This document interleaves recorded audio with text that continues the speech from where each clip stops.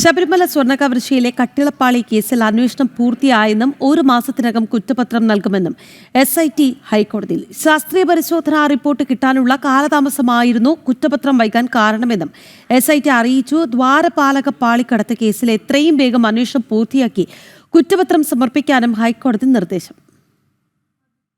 ജംഷഡ്പൂരിലെ ലാബിൽ നേരിട്ടെത്തി ജീവനക്കാരുടെ അടക്കം മൊഴിയെടുത്തെന്നും സ്മാർട്ട് ക്രിയേഷൻസിൽ നിന്ന് പാളികളിലെ സ്വർണം വേർതിരിച്ച് അപഹരിച്ച രീതിയടക്കം ബോധ്യപ്പെട്ടെന്നും അന്വേഷണ പുരോഗതി റിപ്പോർട്ടിൽ SIT വ്യക്തമാക്കിയിട്ടുണ്ട്. 2025-ൽ PS പ്രശാന്തിന്റെ കാലത്ത് ദ്വാരപാലക പാളികൾ കൊണ്ടുപോകാൻ ശ്രമിച്ച കേസിൽ 54 പേരുടെ മൊഴിയെടുത്തെന്നും റിപ്പോർട്ടിൽ പറയുന്നു. ശാസ്ത്രീയ പരിശോധനാ ഫലം ലഭ്യമായ സാഹചര്യത്തിൽ കുറ്റപത്രം നൽകുന്നത് വൈകിപ്പിക്കാനാകില്ലെന്ന് ആവർത്തിച്ച ദേവസ്വം ബെഞ്ച് എത്രയും വേഗം വിചാരണ കോടതിയിൽ സമർപ്പിക്കാനും SITക്ക് നിർദ്ദേശം നൽകി. കട്ടിളപ്പാളി കേസിൽ അന്വേഷണം പൂർത്തിയായെന്നും ഒരു മാസത്തിനകം കുറ്റപത്രം നൽകുമെന്നും SIT ഹൈക്കോടതിയെ അറിയിച്ചു. ദേശീയ മെറ്റലർജിക്കൽ ലബോറട്ടറിയിലെ ശാസ്ത്രീയ പരിശോധനാ ഫലത്തിൽ നിന്നും പാളികളിലെ സ്വർണം നീക്കം ചെയ്ത രീതി, ആദ്യത്തെ പാളികളിലെ സ്വർണത്തിന്റെ ഗുണനിലവാരം എന്നിവ ബോധ്യപ്പെട്ടതായി SIT റിപ്പോർട്ടിലൂടെ ഹൈക്കോടതിയിൽ വ്യക്തമാക്കി. തുടർന്ന് സ്വമേധയാ എടുത്ത ഹർജി ഹൈക്കോടതി സെപ്റ്റംബർ 3 പരിഗണിക്കാനായി മാറ്റി. ജനം, കൊച്ചി.